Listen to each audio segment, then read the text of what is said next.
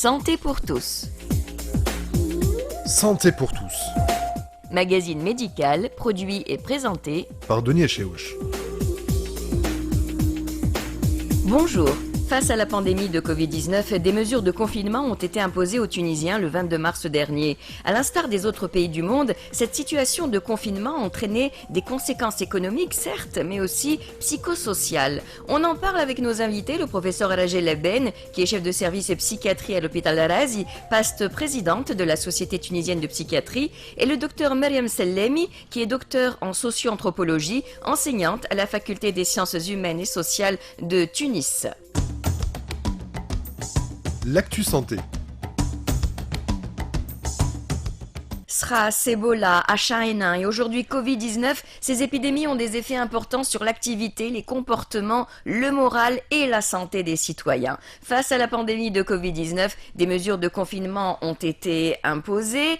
Mariam Sellemi, vous êtes socio-anthropologue. Il semble que jamais dans l'histoire de l'humanité, une quarantaine aussi stricte et vaste n'avait été mise en œuvre. Absolument, oui. On a eu pendant la pandémie du choléra au XIXe siècle des quarantaines qui ont été décrétées. On nettoyait les rues au chlore, mais jamais un confinement au niveau mondial n'a été observé de cette manière. C'est d'ailleurs un peu déstabilisant de constater qu'à notre ère, on ait recours à des méthodes similaires à celles du XVIIIe et du XIXe siècle. Tout à fait.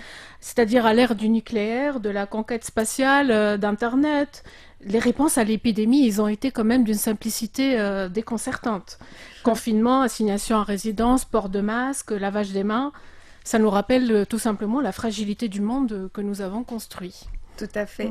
L'isolement a touché de très nombreuses personnes, bouleversant souvent leur vie quotidienne, sociale, professionnelle et familiale. On parle même de l'apparition d'un sentiment de désocialisation. Qu'est-ce à dire ? Oui, bien sûr, absolument, parce que lorsqu'on va plus au travail, on se rend plus à son travail, lorsqu'on va plus à l'école pour les enfants, on va plus au lycée, on socialise plus. L'individu n'est plus inscrit dans cette trame sociale qui le porte d'habitude, et du coup, on parle en sociologie du concept d'anomie d'Émile Durkheim, c'est-à-dire une désaffiliation sociale lorsque l'individu est isolé de la société, absolument.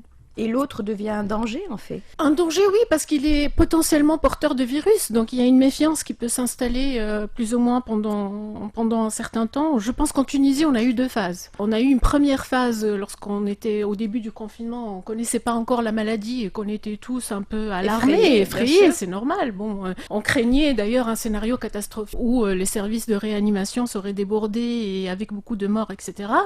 Mais je pense que fur et à mesure, c'est-à-dire jusqu'à fin avril, les gens commençaient à être plus ou moins rassurés parce qu'ils voyaient qu'il n'y avait pas... Et moins prudents d'ailleurs, on va y revenir. Oui, bien sûr, oui. Professeur Rajel Ebben, la situation de confinement que l'on a connue avec ses conséquences psychosociales et économiques, mais aussi la peur pour soi et ses proches de la contamination, du virus, de la maladie et de ses conséquences, ce sont là des facteurs qui agissent sur la santé mentale. Est-ce qu'on en sort indemne ? On n'en sort pas indemne parce que finalement cette situation inédite qui a pris de court un petit peu tout le monde, qui a affolé la collectivité, a été véritablement déstabilisante dans la mesure où on ne savait pas grand-chose. Je parle un peu de la Tunisie par rapport à l'impact qu'aurait ce virus sur nous. Mais on se projetait à travers les images qu'on voyait à la télévision. On voyait ce qui se passait en Chine d'abord. Oui. Bon, au départ, on disait ça se passe en Chine, c'est loin, ça va pas nous arriver, etc. Bon, on n'a pas eu d'anxiété particulière. Mais quand le virus s'est rapproché et quand il a touché la rive nord de la Méditerranée, c'est-à-dire l'Espagne, et la France et l'Italie, et qu'on voyait les images à la télévision, là, ça c'est devenu une situation de stress intense qui a eu un impact réel sur la santé mentale des Tunisiens. Donc, face à ce stress, il y a eu des réactions diverses, direz-vous. Il y a des gens qui ont fonctionné d'abord par le déni. Ils ont dit non, c'est pas vrai, et qui ont refusé l'idée de ce confinement en disant... Et ça pas qu'en Tunisie, il y a des hauts Bien sûr. responsables à l'étranger, Évidemment, des oui, gouvernants. bien sûr. Donc le déni, il y a aussi la persécution avec ces histoires de théories de complot, de choses Tout à fait. de ce type. Et puis il y a eu des réactions de catastrophisme, disant ça y est, on va tous mourir, bouclons-nous, enfermons-nous pour éviter de se faire contaminer, de mourir, parce que tout de suite, c'est la mort, vous voyez. C'est un virus qui renvoie à la mort, qui renvoie pas à la maladie et au traitement, puisqu'il n'y en avait pas. Ouais. Et puis, mais renvoie à la mort, et ça a été très déstabilisant pour tout le monde. En fait, l'être humain n'incorpore pas les données de la mort dans la vie. C'est-à-dire pour lui, bon, on est vivant, mais on pense pas à la mort, on zappe la mort. Tout à fait. C'est un déni de la mort. D'ailleurs, Freud, il écrit par rapport à l'angoisse de la mort, il dit que l'inconscient ne connaît pas la mort, parce qu'il n'en a pas fait l'expérience. Donc, chaque être humain, au fond, quelque part, il ne se sent pas concerné directement par la mort. On se sent invincible jusqu'à ce que la maladie Absolument. se rappelle à nous. Or, il faut intégrer l'idée de la mort, et c'est vrai que ça nous renvoie quand même à une réflexion philosophique, parce que la mort fait partie de la vie, et là, effectivement, quand on ne réfléchit pas à cette idée de mort, on peut être complètement désemparé, anesthésié par l'anxiété, par la peur. Et on a vu des gens ne plus sortir de chez eux, ne plus recevoir personne, adopter des rituels de nettoyage permanents. Oui, ça devient des tocs. J'avais les entous, etc., etc. Enfin, ça a été compliqué. Alors, il y a eu, comment on va dire, toutes les conséquences qui ont agi sur la santé mentale au moment du confinement. Et puis, il y a l'après-confinement. Il y a des gens qui n'en sont pas sortis indemnes et qui continuent d'avoir peur, de ne pas vouloir sortir. On va en parler. On va parler un petit peu de tout cela tout de suite. À la une. Peur de la contamination, effet du confinement, rupture avec la vie sociale classique, il est évident que le contexte épidémique est une source de stress. De plus, l'isolement au domicile ou dans un lieu dédié à la quarantaine peut avoir des effets psychologiques importants. Professeur Rajileben, la pandémie due au nouveau coronavirus a donc mis à mal notre santé mentale, c'est ce que vous disiez à l'instant. Est-ce que la peur de la maladie et les conditions de vie bouleversées ou plus précaires en cette période ont entraîné donc des conséquences sur la santé mentale, et si oui, quel type de conséquences? Alors, ce sont essentiellement des états anxieux, toute forme d'états anxieux, des crises d'angoisse aiguë, des accès de panique. Il y a eu des TOC, effectivement, des troubles obsessionnels compulsifs par rapport à la saleté, à la propreté, à la contamination, cette phobie, justement, de la contamination. Il y a eu des états de stress post-traumatique, surtout en visualisant à la télé tout ce qu'on a pu voir, et on se projetait dedans, et ces images revenaient en flashback. Le fait de devoir choisir qui soigner et qui laisser mourir, Oui, ça c'était terrible. bien sûr. Personne ne l'a accepté Évidemment. quand on voyait ces images.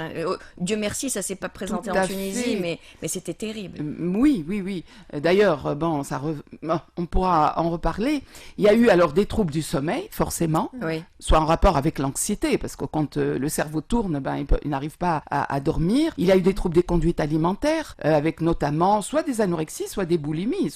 Et d'ailleurs, les travaux ont montré qu'après le confinement, en moyenne, il y a eu un gain de 2,5 kg de prise de poids. On a tous un petit peu grossi. Il y a eu des conduites addictives, de dépendance, un peu plus d'alcool, un peu plus de médicaments, beaucoup plus de jeux par vidéo, beaucoup plus d'écrans. Là aussi, avec les effets quand même délétères de l'addiction aux écrans, sur le sommeil, sur le comportement, et bien sûr des états dépressifs, surtout par épuisement, mais aussi quand vous savez, il y a des professions qui ont été très très impactées par cette crise sanitaire, des gens qui n'ont plus de ressources, qui ont vu leurs projets partir en fumée, qui ont plein de soucis d'argent, des dettes qu'ils n'ont pas pu honorer, des loyers qu'ils n'ont pas pu payer, des études de leurs enfants qui n'ont pas pu, etc. Vous voyez, donc ce climat d'incertitude, de flou total par rapport à l'avenir a complètement déstabilisé, a rendu les gens tristes et anxieux. Ouais. Mais on était tellement préoccupés par les questions relatives au virus, à la prévention des infections et au traitement des formes sévères, qu'on ne s'est pas soucié des retombées du contexte épidémique, de la distanciation et de la quarantaine en termes de souffrance psychologique. Maintenant, certes, il y a des études, je sais qu'à l'international, il y a des chercheurs en psychiatrie, en psychologie, qui se sont alarmés quant au risque pour la santé mentale en lien avec le SARS-CoV-2, et d'autres se sont inquiétés à juste titre de l'impact sur des personnes également qui étaient déjà touchées par des troubles mentaux, parce qu'il y a les personnes qui étaient saines d'esprit, équilibrées, disons, solides, qui ont quand même accusé le coup, et puis il y a les autres aussi qui étaient déjà troublés par des troubles mentaux. Oui, alors justement, qu'est-ce qui s'est passé quand il y a eu un confinement? Les personnes ont arrêté de prendre leur traitement, n'ont pas pu se rendre voir chez leur médecin, au centre de consultation. Moi, je sais par exemple qu'à Arras, vous aviez instauré une ligne téléphonique pour rester en contact avec vos malades. Beaucoup d'hôpitaux ont fait ça, mais entre autres vous qui êtes spécialisé dans la psychiatrie à Arras, vous aviez gardé ce lien. Mais ça ne remplace pas le contact physique, ça c'est sûr. D'une part, d'autre part, Donia, je dois vous dire que... Tout le monde n'a pas le téléphone. Oui, tout le monde n'a pas le téléphone, tout le monde n'a pas Internet, tout le monde n'a pas accès. Donc, que voulez-vous quand on a... Moi, j'ai personnellement des patients qui habitent le long de la frontière algérienne, dans des conditions socio-économiques d'une précarité alarmante. Qu'est-ce que vous voulez? Maintenant, ils sont tous réhospitalisés dans des états lamentables parce que ils ont été privés de tout, et notamment de médicaments et de soins. Et là, il y a des retombées. On est véritablement en surbooking à l'hôpital psychiatrique. C'est vous dire quand même qu'il y a eu, et puis avec des délires beaucoup plus graves, des comportements antisociaux plus graves. Le fait d'être enfermé, ça accentue certains troubles. Évidemment, la violence, l'agressivité. On va y revenir. Avant même la violence des malades mentaux, il y a la violence au sein des familles. Est-ce qu'on a des données quant à l'impact précis de cette crise sur la santé mentale des populations, que ce soit à court, moyen ou long terme? Je sais qu'il y a eu des premières études menées en Chine sur l'impact de l'épidémie actuelle et qui font état d'un nombre important de troubles anxieux dont vous parliez, professeur Leben, et dépressifs aussi, des troubles de sommeil, vous en avez parlé. Et il y a d'autres travaux qui évoquent un risque d'augmentation de conduite suicidaire. Oui, mais alors justement, par rapport à la Tunisie, moi j'essaye un petit peu de voir ce qui se passe. Pour les conduites suicidaires, il n'y en a pas eu plus que d'habitude. Il y en a pas mal en temps ordinaire. Mais là, c'est peut-être encore tôt pour en parler. J'ai eu à discuter avec des médecins légistes. Ils m'ont dit, non pas médecins légistes, donc c'est ils ont affaire au suicide réussi. Il y a énormément de tentatives de suicide, il y en a. Mais des suicides réussis, pas plus qu'habituellement. Mais on va devoir comptabiliser dans les mois qui viennent. Certainement, parce que l'impact de la crise sanitaire, on va l'observer dans les mois à venir, voire les années à venir. Docteur Mariam Sellemi, les faillites économiques, tout ça, ça va jouer quand même sur les personnes. Évidemment, alors pour rester en Tunisie, on a quand même quelques chiffres fournis par l'INS qui a fait une recherche qui date de fin avril, et selon laquelle les 2/3 des employés ont été arrêtés de travailler, parce que les employés, c'est aussi ceux qui travaillent dans le secteur de l'agriculture et de l'industrie, et 60% de ces employés étaient sans rémunération jusqu'à fin avril. Ce qui est quand même très préoccupant. Ouais. Et aussi une autre donnée... Alors ça c'est des chiffres tunisiens? Ah oui, de l'INS. D'accord, l'Institut national de la statistique. Oui. Et nous savons aussi qu'un ménage sur 3 parmi les classes sociales les plus pauvres, un ménage sur 3 a réduit significativement ses apports alimentaires. Et ça c'est très important parce que on a l'impression que les gens ont pris du poids ou que les gens ils ont profité du confinement pour cuisiner. Sauf que les inégalités sociales, je veux dire... C'était pas le cas de tout le monde. Non, le confinement a mis à nu, justement, des inégalités qui traversent la société depuis longtemps. Il y a des gens qui ont arrêté ont réduit en tout cas leur consommation parce qu'ils n'étaient pas sûrs qu'ils pourraient travailler dans les mois à venir. Ouais. Et il y avait l'angoisse de ne pas pouvoir subvenir aux besoins de sa famille. Et moi, j'ai entendu des histoires terribles, je veux dire, des familles, par exemple, qui ont décrété que leurs enfants, qui normalement n'étaient pas obligés de faire Ramadan, ils leur ont demandé de faire le Ramadan. Ils leur ont dit, oui, le bon Dieu, il veut bien que les enfants fassent le Ramadan pour les obliger à prendre un seul repas par jour. C'est terrible. J'ai aussi une petite anecdote. Il y a quelques jours, j'étais au hammam Oui. Et il y avait, j'ai assisté à une conversation entre les clientes et la hal. Oui. Les clientes n'arrêtaient pas de se plaindre du fait d'avoir pris des kilos pendant le corona. Mais moi aussi, j'ai grossi, c'est pas possible de se débarrasser de ces kilos avant l'été et tout. Et à un moment, on pose la question à la hal, je lui dis, et toi, tu La as pris masseuse, du quoi, on va poids? dire, La voilà. masseuse, oui. Et là, il a dit non, mais moi, j'ai maigri. J'ai Oui. mangé moins. Parce que j'étais pas sûre de pouvoir travailler. Et elle n'était pas angoissée par la maladie. Elle était angoissée par la peur de perdre son travail. Son mari a arrêté de travailler, elle aussi. Et ils ne savaient pas quand est-ce qu'ils allaient reprendre. Il fallait Et ils avaient nourrir les 3 enfants à charge. Bah oui. Donc ça, c'est important quand même. Parce que moi, je trouve qu'il y a beaucoup, surtout Ah sur oui, les réseaux Parce sociaux. qu'on a surtout vu ces images qu'on n'oubliera pas, hein, Oui. des scènes qu'on a pu voir dans la majorité des pays du monde. C'était Ouais. ces gens qui se ruaient Oui. dans les supermarchés, qui dévalisaient les rayons. Et il y avait cette peur de pénurie alimentaire. Est-ce qu'on peut dire qu'au-delà de cette peur, il y a eu certains troubles du comportement alimentaire qui ont pu être exacerbés, boulimie ou bien anorexie? Oui, les deux, bien sûr. Certainement. Écoutez, d'abord, être confiné dans quelques mètres carrés, n'avoir rien à faire, première chose, c'est de manger, c'est de grignoter. Donc forcément, ça expose aux troubles des conduites alimentaires et à la prise de poids. Et alors, l'anxiété et la dépression, ça, en général, s'accompagne d'une perte de l'appétit. Donc, il peut y avoir un amaigrissement avec des carences. C'est sûr que ça déstabilise, effectivement. C'est compliqué.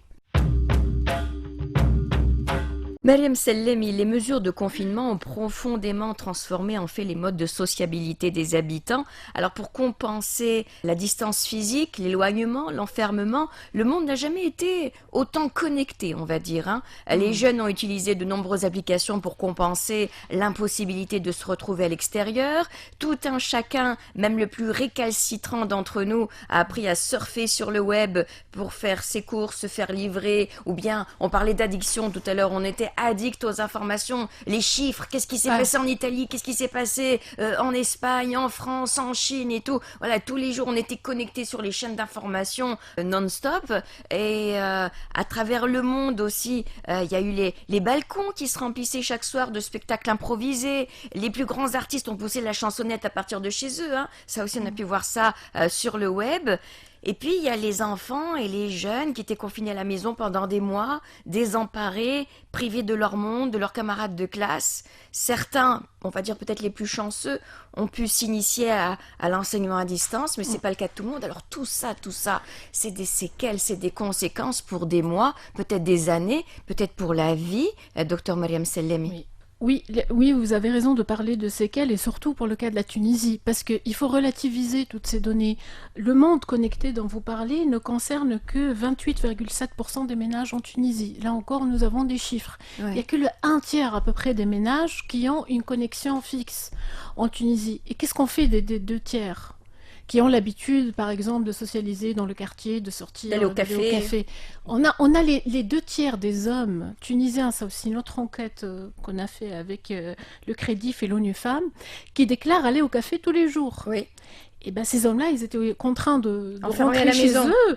Et voilà, je pense qu'ils n'étaient pas contents parce que l'enfermement, quand il n'est pas choisi, Bah il peut pas être Ils ne sont pas vécu. contents. Leurs femmes n'avaient pas l'habitude de les Absolument. avoir sur le dos 24 heures sur 24 aussi. Absolument. Donc bon, il y a eu beaucoup de violences domestiques. Oui. Ça, de toute façon, je On- vous apprends rien. On a 7 fois plus de signalements de la part de femmes victimes de violences pendant la période du confinement. Alors, il y avait de nombreuses familles qui étaient déjà en difficulté relationnelle, donc obligées à vivre ensemble dans un confinement difficile. Ouais. Et on a vu cette violence des relations entre parents et enfants aussi, hein, Bien sûr. qui est apparue. Donc, il y a eu la violence domestique envers les femmes, donc 7%. 7 fois plus de signalements, plus. oui, 7 fois de la plus de part des femmes signalements. victimes de violences. Et oui. puis, il y a aussi le nombre de signalements de violences conjugales d'un côté et de maltraitance envers les enfants Des qui enfants. accusaient une hausse. Oui. Ça, on en parlait dernièrement sur RTC, le docteur Moaz Sherif, Oui, justement, oui. qui est président de l'Association tunisienne des droits de l'enfant, en parlait. Et on s'est retrouvé dans un contexte où la victime était enfermée avec son bourreau 24 heures sur 24. Oui. Et on ne ça, parle ça pas va des être- incestes et des viols parce que Je- ça existe aussi. Hein. Ah mais bien sûr, je veux dire, oui, au niveau aussi des agressions sexuelles et de l'inceste, je pense que... Mais ça on va le voir et Ça le va subir sortir. dans les mois à venir, voire les années à venir, comme Dr Labé l'a dit tout à l'heure. Mais qu'est-ce qu'on peut dire? Qu'est-ce qu'on sait de l'impact du confinement dans les familles, hein? Parce que ça, les couples, voilà, ils ont été mis à rude épreuve, hein, en isolant les époux pendant des semaines, des mois pour certains, et cela a pu faire surgir des conflits sous-jacents. Oui, là encore, je ne pense pas que les couples se sont rués, que les tribunaux ont été pris d'assaut. On a vu ça pour la le Chine. divorce. Pour le Je suis divorce, pas sûre. là, voilà. Je pense que, en fait, le confinement, il a eu comme effet d'exacerber des choses qui étaient déjà préexistantes, que ce soit au niveau du couple ou de la famille. C'est-à-dire, les familles où tout va bien, d'habitude, et qui n'avaient pas le temps forcément de profiter les uns des autres à cause de la course folle dans laquelle nous sommes engagés, les engagements, le travail, etc. Et ben, le confinement leur a fait du bien. Il y a beaucoup de familles qui ont profité du confinement pour se retrouver, et je suis sûre qu'il y a des couples aussi qui en ont profité pour se retrouver, pour avoir le temps peut-être de discuter davantage, etc., et de se rapprocher. Ça c'est dans le meilleur des mondes. Ça, c'est dans le meilleur des mondes, mais je veux dire, les couples qui sont allés juste après le confinement pour divorcer, je pense que le conflit était sous-jacent, il était déjà là, donc, quelque part. Donc peut-être que ça a un peu exacerbé ou alors rendu la décision plus claire, mais je ne pense pas que ce soit... On peut pas dire que c'est le confinement qui pourrait être la cause directe d'un divorce. Mais comme vous le disiez, il faut faire la part des choses et tout le monde n'est pas logé à la même enseigne. Et notamment où certaines personnes disaient oui, moi j'ai eu le temps de lire, de faire et tout. Bah, moi je vois que le confinement, il s'est par ailleurs accompagné de façon plus générale par un accroissement des tâches domestiques, hein. Cuisine, nettoyage, puisqu'on avait tous ces tocs et tout, on était là à désinfecter tous azimuts. Donc c'était des tâches qui étaient majoritairement assumées par les femmes. Donc les femmes, elles n'avaient pas un moment pour elles, parce que il y avait d'habitude, peut-être que tout le monde ne mange pas à la maison à midi, hein, parce que les uns sont au boulot, les autres sont à l'école, les autres sont, je sais pas. Donc la femme était là à voir tout le monde sur le dos, entre guillemets, voilà, petit déjeuner, dîner, tout nettoyer, les lessives, donc je pense pas que les femmes se soient réellement épanouies pendant ce confinement du tout, hein. Et beaucoup disent qu'elles sont fatiguées du confinement parce qu'elles ont été débordées par les tâches domestiques. Il y a beaucoup de femmes, par exemple, se sont retrouvées maîtresses d'école. Je veux dire, moi par exemple, j'étais enseignante universitaire, je me retrouve maîtresse d'école et je n'ai pas forcément les compétences qu'il faut pour, ou la pédagogie qu'il faut pour enseigner à l'enfant. Donc, Justement, parlons-en, j'aimerais qu'on se penche sur cet enfant, parce que même si les parents en prennent un coup pour leur ego, je vais dire, on n'est pas le centre du monde de nos enfants, même quand ils sont petits. Leur vie, c'est quoi? Leur vie, c'est leurs petits camarades d'école, c'est la maîtresse à l'école, ce sont les enseignants, c'est leur monde. L'école, c'est leur monde. Et ils fondent leur équilibre sur ça. C'est l'école dans la journée, le soir, on retrouve papa, maman, éventuellement les frères et sœurs à la maison. Et du jour au lendemain, les enfants se sont trouvés séparés de leurs camarades de jeu, séparés de toute vie sociale. Et ça laisse des séquelles chez un jeune, que ce soit un petit ou un ado. Oui, alors... Parce que tout le monde n'est pas connecté, tout le monde n'a pas son ordi, les réseaux sociaux, etc. aussi. Il semble, d'après certaines études qui ont été effectuées par les équipes de pédopsychiatrie à Tunis, qu'il n'y a pas eu trop de souffrance chez les enfants. Paradoxalement, le fait d'avoir le stress de l'école en moins, ça les a soulagés. Et puis ils ont trouvé un peu plus de temps pour s'amuser, voilà. Donc c'est vrai que se retrouver sans ses copains, sans ses amis, sans un espace de liberté pour bouger, a dû être une contrainte. Mais il n'y a pas eu trop de souffrance chez les enfants. Oui. Le fait de ne pas voir ses grands-parents, de ne pas pouvoir aller les embrasser. Oui. C'est plus les grands-parents qui ont été affectés. Plutôt, oui, c'est l'isolement des sujets âgés qui a été plus difficile. Il semble, je ne suis pas pédopsychiatre, mais mes collègues et amis me disent que les enfants se sont bien amusés pendant la période du confinement, en raison justement de la soustraction des examens, sauf ceux qui avaient les cours à distance, qui étaient très mal organisés d'ailleurs, et ça rajoutait à leur stress, les fameux cours à distance. Les cours à distance n'ont pas pu être faits pour tout le monde, la majorité des Tunisiens. Mais ça n'a pas été généralisé, et d'ailleurs nous sommes obligés de travailler maintenant pendant quasiment tout l'été pour rattraper justement ce semestre, parce que justement du fait du manque de taux de ménages connectés à Internet, on ne pouvait pas imposer. Ça aurait été complètement inégal et injuste. Tout à fait.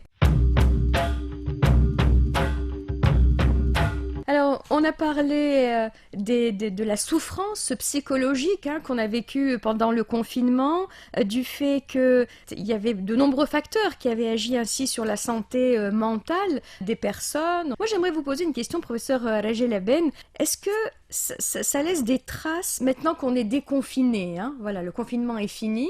Est-ce que ça laisse des traces chez certaines personnes? J'ai entendu parler, par exemple, du syndrome de la cabane. Qu'est-ce que c'est? Oui, bien sûr.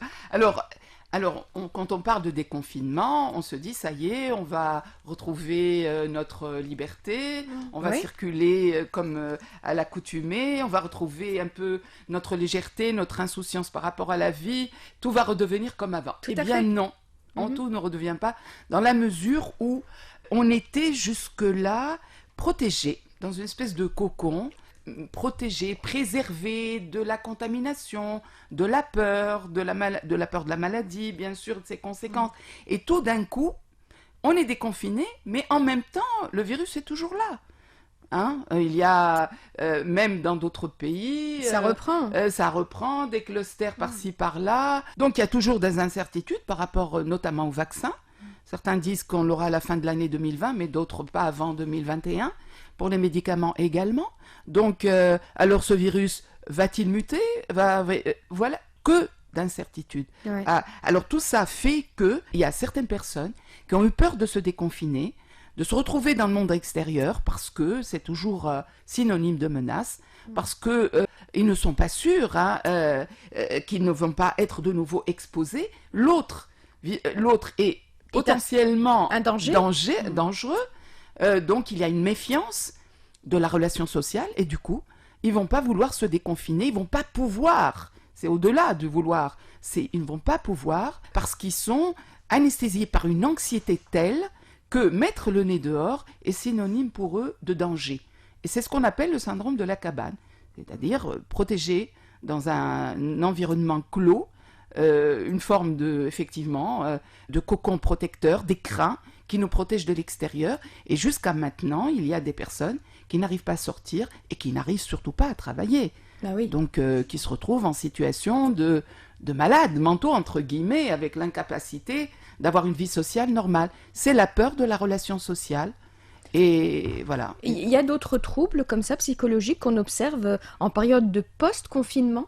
À part le syndrome Oui, à part le syndrome de la cabane, il y a peut-être l'autre, l'excès, l'inverse, le fait de vouloir rattraper le temps perdu, non? Comme une... Alors, bizarrement, oui, il y a eu des velléités, justement, de vouloir rattraper, mais ce que j'ai constaté personnellement, c'est que les gens n'avaient pas l'énergie. D'accord. Finalement, ils ont tellement été influencés par tout ce qu'il y a eu autour du Covid, qu'ils se retrouvent désemparés. Ils n'ont plus la flamme qui leur permet d'aller dans les lieux sociaux, des lieux de fête. Nous ne sommes pas encore prêts pour la fête. C'est pas possible. Donc la vie n'est pas comme avant.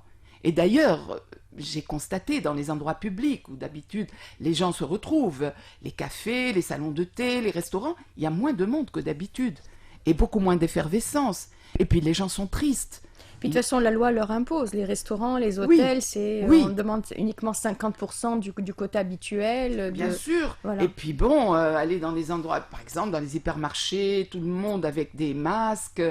On se fuit les uns les autres. On se prend tout ça, c'est quand même, c'est des choses pesantes qui plombent un peu l'ambiance sociale. Non, les interactions sociales sont mises à mal.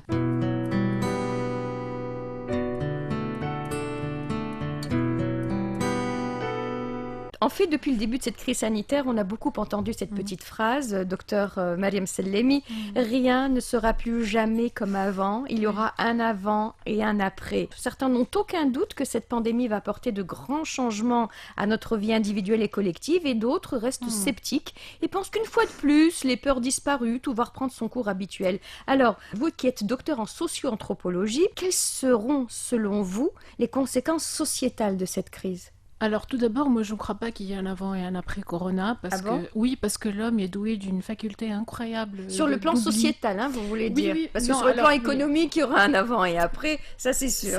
Ça c'est évident, mais je pense que le monde restera le même avec des inégalités qui vont se creuser davantage. D'accord. Moi, j'aimerais quand même qu'on place cette discussion dans un cadre. Oui. Il faut définir le cadre, il faut savoir de quoi on parle. Je veux dire, le Covid-19, c'est quoi? Il fait partie de ce qu'on appelle les retombées zoonotiques. Les retombées zoonotiques, ce sont les conséquences d'un contact de plus en plus fréquent entre des agents pathogènes d'origine animale et les hommes. C'est-à-dire que ce contact est la conséquence directe de l'incursion des écozones par l'homme. C'est-à-dire que l'homme est allé de plus en plus dans des endroits où il n'a pas à être. L'homme fait des bêtises. Mais c'est le capitalisme. C'est le capitalisme. Je veux dire, cette exploitation intensive de la terre et de l'animal, parce qu'à la base, le corona, il vient d'où? Il provient de la chauve-souris. Il y a aussi l'exploitation d'un animal qu'on appelle le pangolin, qui a été apparemment suspecté d'être l'intermédiaire dans la transmission de ce virus.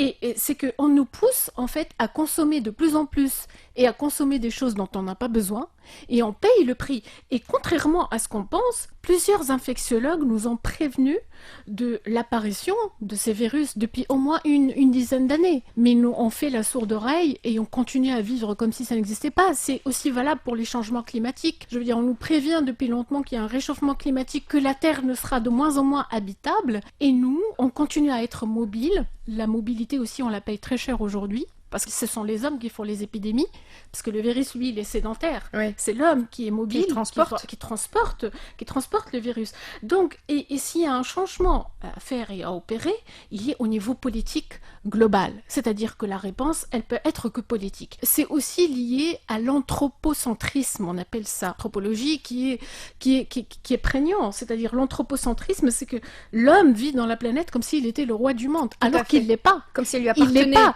La preuve, il a suffi d'un virus pour mettre notre monde à genoux, pour vider les aéroports, pour que la vie s'arrête, et on se retrouve complètement désarmés, démunis face à ce virus. Donc ça veut dire que cette illusion de tout maîtriser, propre à notre monde qu'on veut aseptiser, eh ben c'est une illusion. Ah bah oui, l'homme en a pris pour son ego, de toute façon. Absolument. Il pensait tout maîtriser, il pensait que la terre lui appartenait. Voilà, moi, il y a une expression que j'aime bien, nous empruntons la terre à nos enfants. Elle ne nous appartient pas du tout. Et voilà, dans quel état est-ce qu'on va la laisser à nos enfants? Bon, refermons cette parenthèse. Donc, selon vous, les conséquences sociétales de cette crise, quelles traces dans nos vies d'après? En Tunisie, ce qui est sûr, c'est que les traces, on va les sentir tout de suite avec la dévaluation certainement du dinar. Mais évidemment, enfin, je veux dire, avec une décroissance et une récession apparemment qui va être terrible. Et évidemment, donc, des inégalités sociales qui vont se creuser encore et encore. Et forcément, des violences au niveau sociétal, domestique, etc. Donc, il faut se préparer à ça. Mais pour faire un réel changement, la réponse, encore une fois, elle peut être que politique. Pourquoi? Parce que je trouve malgré tout que le point positif de cette crise, qui est plus finalement économique que sanitaire, pour le cas de la Tunisie, en tout cas, elle a été, je pense que la crise est plus économique que sanitaire, c'est qu'elle va peut-être nous permettre de réhabiliter l'État, de réhabiliter la santé publique. Parce qu'il s'est avéré dans le monde entier... En tout cas, on attend pour la santé publique. Mais rien il n'est fait s'est pour avéré l'instant. que partout dans le monde, seul l'État peut gérer une crise d'une telle ampleur. C'est-à-dire, les grandes firmes multinationales, on les a pas entendues. Pendant 2 mois, elles étaient Elles font de la recherche. Et je veux dire, c'est l'État qui a répondu, que ce soit en France, aux États-Unis, en Tunisie. On attendait le chef de gouvernement, les décisions prises. On attendait la conférence de presse du ministre de la Santé. Et on va peut-être en profiter pour réhabiliter l'État et dire que la santé publique, qui a été démantelée en Tunisie depuis au moins 30 à 40 ans, je veux dire, il est peut-être temps de repenser la place de la santé publique. C'est les hôpitaux qui étaient là pour accueillir les malades, et certainement pas les cliniques privées, ou alors, quelques exceptions et à certains prix. Moi, je dirais, la santé est une affaire trop sérieuse pour être confiée au secteur privé. La santé est trop précieuse. C'est-à-dire que, vous savez... Et puis c'est un droit constitutionnel. C'est un droit constitutionnel, mais qui a été bafoué. Tout à fait. Par le démantèlement du secteur public. Et, vous savez, l'idée de la modernité, à la fin du 19e siècle, elle a été fondée, selon Michel Foucault, sur le biopouvoir. C'est quoi le biopouvoir? C'est-à-dire, c'est l'État qui s'engage à prendre soin de la santé des citoyens pour qu'ils soient productifs. Oui. Et pour que l'État puisse être garant de la santé des citoyens, il faudrait qu'il intervienne dans le secteur, qu'ils maîtrisent le secteur de la santé. Donc c'est une affaire très sérieuse qu'on ne peut pas confier à la preuve avec une épidémie. Et malheureusement, je pense qu'on va avoir d'autres épidémies dans les années à venir. Il faudrait peut-être que l'État intervienne un petit peu plus et que les gens comprennent qu'ils ont tout à fait intérêt à payer leurs impôts. Parce que ça aussi, c'est important. Et vous savez, de manière générale, les grandes crises comme ça, prenez par exemple la crise 29. Oui. Elle peut donner lieu, je veux dire, au meilleur comme au pire. Le pire. Je veux dire, Oui. par exemple, la crise 29, elle a engendré certainement le fascisme, mais elle a aussi engendré le New Deal. Puisque vous êtes sur ce terrain-là, est-ce que vous pensez que nous verrons après cette crise, je parle à l'échelle mondiale, d'une montée des nationalismes, une poussée des régimes autoritaires, comme cela avait été le cas après la Seconde Guerre mondiale, justement? Oui, absolument. Alors, encore une fois, je vous dis, c'est possible, mais c'est possible aussi qu'il y ait une conscience collective comme ça, politique, globale, et qu'on assiste aussi à des New Deal, comme l'avait pensé Roosevelt dans les années 30, où on dit, finalement, le capitalisme ne peut plus fonctionner de cette manière, et il faudrait qu'il y ait déjà un monde qui puisse consommer. Mais les consciences changent du fait des crises, qu'elles soient sanitaires, économiques ou politiques. Est-ce qu'à travers les siècles, on a vu les changements? Oui, bien sûr. Il n'y a qu'à voir ce qui s'est passé après la Seconde Guerre mondiale, après la crise 29. Il y a eu de grandes... Mais le changement doit être structurel. Oui. Pour revenir au cas de la Tunisie, encore une fois, il faut qu'il y ait un changement structurel au niveau de la politique. Parce qu'il faut que ça vienne, si vous voulez, ça vienne de haut. Parce que sinon, les citoyens, regardez là ce qui s'est passé après le confinement, chacun il a retrouvé sa petite vie, les gens ils étaient contents. Les cafés, de nouveau. Les cafés, les soirées. Les narguilés. Voilà. Est-ce que la crise sanitaire actuelle et puis la grave crise économique qui va suivre vont nous permettre de nous éveiller à l'essentiel? Ça, c'est une question philosophique, encore une fois. Vous savez, la romantisation du confinement, c'est un privilège de classe. Déjà, c'est comme les journaux de confinement, par exemple, en France. Il y en a qui ont créé des journaux de confinement. C'est les gens qui ont la tête à ça, si vous voulez. Et qui ont le temps, qui ne sont pas pris par les différentes tâches. Absolument, parce que les autres, ils étaient contents surtout de retrouver leur travail, de pouvoir subvenir aux besoins de leur famille. Après, moi, je pense, comme le dit l'anthropologue David Le Breton, le confinement va nous permettre de comprendre ou de reconsidérer le prix des choses sans prix. C'est-à-dire le fait de pouvoir sortir à n'importe quel moment, de passer voir ses parents, d'aller boire un café sur l'avenue Bourguiba, de prendre un pot, de se poser sur une terrasse. C'est des choses qui n'ont pas de prix. Donc peut-être que ça va nous permettre de consommer moins et de reconsidérer les choses qui nous semblaient coulant de sources évidentes, qui jalonnent notre quotidien, mais on ne se rend pas compte à quel point elles sont précieuses.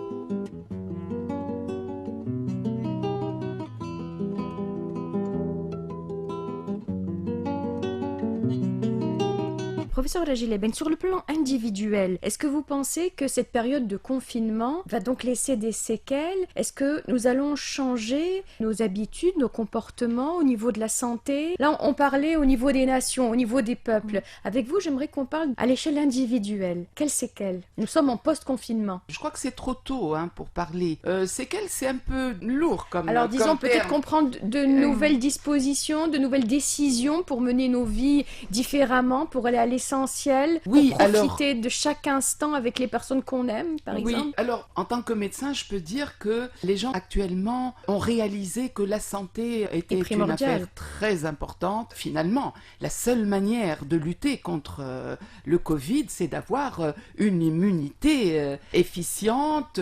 Et pour cela, il fallait faire attention à ce qu'on mange, à ne pas être sédentaire. Voilà, à traiter ces maladies chroniques, voire les éviter, notamment l'hypertension, le diabète, l'obésité, tout ça.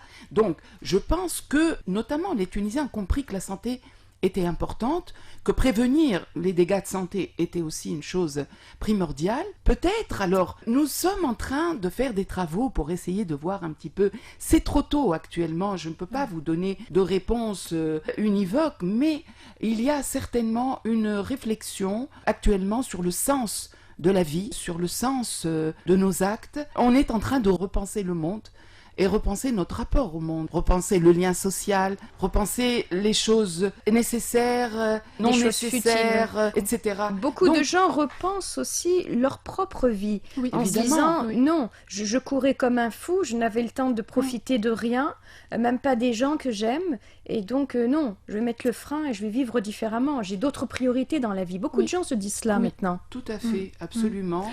Oui. Ça nous a permis comme ça, de s'arrêter brutalement, mais de regarder autour de soi et de réaliser un certain nombre de choses. Docteur Mariam Sellemi. Moi, je pense notamment aux Tunisiens qui vivent à l'étranger. Moi, j'étais en contact avec beaucoup d'amis qui vivent à l'étranger et qui ont réalisé que finalement, ils auraient préféré vivre en Tunisie parce qu'ils ne se rendaient pas compte, jusqu'à il y a quelques mois, que les frontières pouvaient être fermées, que leurs parents pouvaient mourir. Il y en a d'ailleurs qui ont perdu leurs parents et qui n'ont pas pu le venir corona, assister. et ne pas pouvoir assister à l'enterrement. C'est une souffrance terrible. Ils ont énormément souffert, les Tunisiens à l'étranger. Du coup, ils se disent, finalement, je préfère revenir vivre dans mon pays, ou alors des gens qui comptaient partir et qui disent finalement je vais attendre parce que si les frontières...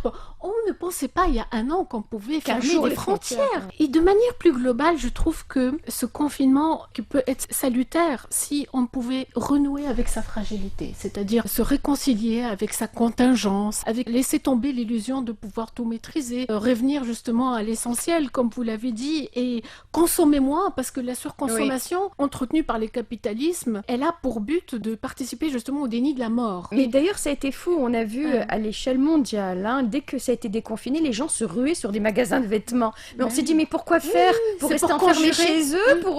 Pour rester enfermés? Ont-ils besoin de renouveler une garde-robe? C'est pour conjurer l'angoisse de la mort. Peut-être que maintenant, il faudrait faire place plus à la mort et du coup, profiter plus de ce qu'on a tant qu'on est en vie. Moi, je suis une pro-confinement. Je m'auto-confine régulièrement. Je suis très solitaire, mais pour écrire, pour lire, etc. Oui, mais là c'est volontaire, mais c'est différent. volontaire, on va parler c'est d'une vrai. retraite, là, Oui. voilà. Ne faites pas peur. Mais il y a des gens qui payent pour faire des retraites maintenant partout dans le monde. C'est-à-dire qu'il faudrait peut-être, au prochain confinement, s'il y a lieu, repenser les choses On n'espère autrement. pas, parce que là, l'économie en a pris un sacré coup. Cette pandémie de Covid-19 a eu d'importantes conséquences sanitaires, certes, mais aussi économiques, financières, sociales, culturelles, environnementales et politiques. Et de manière générale, en fait, on se pose la question des conséquences psychosociales de cette pandémie. Donc beaucoup ont subi et subissent de plein fouet les conséquences tant économiques que psychologiques de cette crise sanitaire actuelle. Comment sera demain? En fait, l'OMS, là je vais vous citer, en début de semaine, l'OMS a déclaré, ils nous apprennent rien, vous me direz, nous savons que la pandémie est bien plus qu'une crise sanitaire, c'est une crise économique, sociale et dans de nombreux pays politiques. Ces effets se feront sentir pendant des décennies. Donc vous êtes d'accord avec l'OMS? Pendant des décennies, on ressentira les effets de cette pandémie? Écoutez, si cette crise du corona nous a appris quelque chose, c'est que plus personne ne peut prévenir l'avenir. Voilà, on ne sait qu'on Que ce sait soit jamais. en termes maintenant. pessimistes Ouais. ou optimistes. Je veux dire, et c'est quand même, il faut le rappeler, cette crise, elle a mis à mal, voire même mis en échec, tout discours préétabli, Tout à tout fait. savoir préétabli. Je veux dire, le discours médical aussi, il a oui. pris un coup. On Il a a pris tout un dit coup. et son contraire. Et voilà, la Exactement. science avance. On a donc, prévu, des épidémiologistes, ils ont prévu voilà. en Tunisie des milliers de morts. tout Enfin, à fait en Afrique. heureusement, voilà. bon Dieu merci, finalement on a une immunité. Il faudrait déjà faire des recherches pour savoir pourquoi. On nous a dit de pas porter les masques. Après on dit non, il faut porter les masques, pas d'antibiotiques. Après si, on peut prendre des antibiotiques. Et tout le monde est devenu savant, c'est ça qui est extraordinaire. oui. Tout le monde maintenant discute de l'utilité des masques ou pas. Donc maintenant... De la chloroquine ou pas? de la chloroquine ou pas, je veux dire, tout le monde est devenu médecin. Finalement, on navigue à vue, on peut plus se reposer ou s'en remettre à un savoir qui est préexistant, qui a réponse à tout.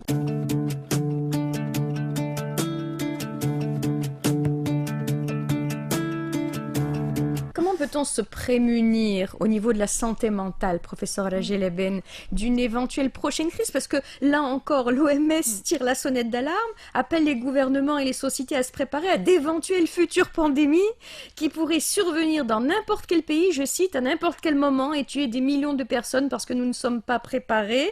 Et je cite encore le directeur général de l'OMS, nous ne savons pas où ni quand la prochaine pandémie se produira, mais nous savons qu'elle aura un impact terrible sur la vie et l'économie mondiale. Merci pour les bonnes nouvelles, l'OMS. Alors, comment peut-on se prémunir au niveau de notre santé mentale? Comment être plus fort pour se sortir déjà de cette crise que nous vivons et se préparer éventuellement à une prochaine, puisqu'on nous dit que ça ne nous pas au bout du nez? Eh bien, écoutez, d'abord, il faut accepter notre impuissance et notre vulnérabilité. Ça, c'est important. D'autre part, il faut apprendre à résister, parce que là, effectivement, nous sommes tous les jours confrontés à de nouveaux stress. Nous devons résister. Éventuellement, si nous plongeons un petit peu sur le le plan du moral, où nous devons aussi rebondir, c'est ce qu'on appelle la résilience. Donc mettre, si vous voulez, en place un certain nombre de stratégies adaptatives, parce que l'être humain s'adapte à toutes les situations. Vous savez, on est tiraillé, l'être humain, entre deux forces qu'on appelle Eros et Thanatos, c'est-à-dire les pulsions de vie. Eros, l'amour, la vie, les pulsions de mort, Thanatos. Et là,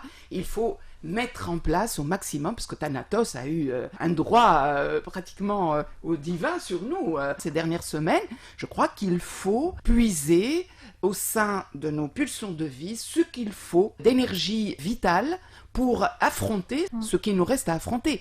Maintenant, qu'est-ce qui va nous galvaniser? La reprise du lien social, réfléchir sur le lien. Vous savez, la fameuse phrase « on s'embrasse ou on ne s'embrasse pas ?» Oui. Là, elle cristallise un certain nombre de choses. On n'a pas besoin de s'embrasser pour s'aimer. Je suis désolée, d'autres me contrediraient, mais ces gestes barrières dont on nous a rabâché les oreilles sont importants. Et c'est notre seule manière de prévenir les nouvelles vagues de contamination. Le minimum qu'on puisse faire, c'est gestes barrières. Donc, il ne faut pas avoir honte de limiter les contacts physiques, pas les contacts sociaux, mais les contacts physiques, et de préserver quand même cette fameuse distance qui permettrait peut-être, d'être un geste barrière. Je crois qu'on va désormais apprendre à se comporter de la sorte.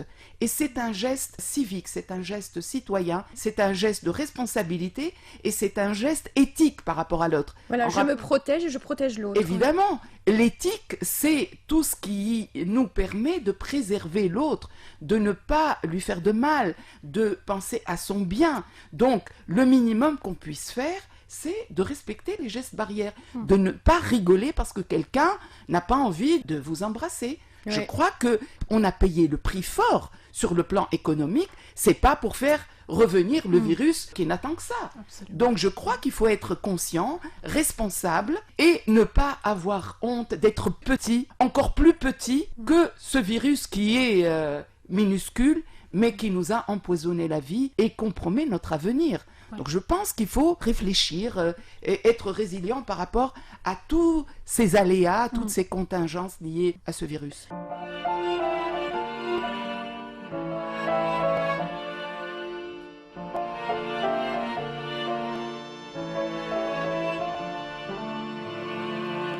Docteur Mariam Sellemi, vous qui êtes sociologue, anthropologue, il nous faut apprendre du présent et investir pour l'avenir? Absolument, oui. Et je suis d'accord avec le professeur Labenne, et d'ailleurs, je vais étayer ses propos par une citation de Camus, que beaucoup ont relu, de la peste, que beaucoup ont relu pendant cette période de confinement. Et il dit cette chose intéressante, il dit « Beaucoup espéraient toujours que l'épidémie allait s'arrêter et qu'ils seraient épargnés avec leur famille. En conséquence, ils ne se sentaient encore obligés à rien. » Et c'est ça, en fait. Et en Tunisie, moi, j'ai vu beaucoup de gens qui se sentaient obligés à rien. Ça n'arrive qu'aux autres. Ça arrive qu'aux autres, mais nous, on est Tunisiens, voilà. On est protégés, on a la baraka. On est exceptionnels, on a, voilà. L'exception tunisienne. L'exception tunisienne. La pensée magique. Oui, mais la pensée magique est très prégnante en Tunisie. Oui. Et du coup, le risque, ça serait justement de se complaire dans cette espèce de toute-puissance face au virus et de ne pas se sentir obligé de respecter ces gestes barrières.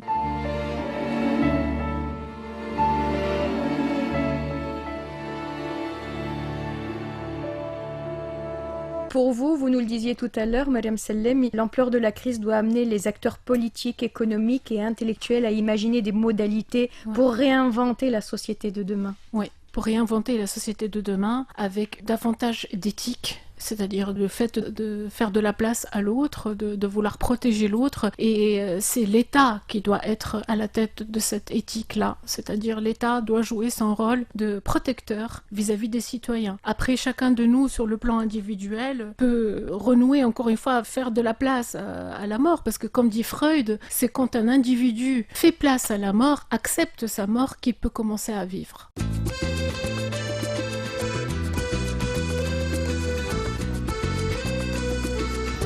Et je me tourne vers vous, professeur Rajel Labenne, pour vous demander le mot de la fin.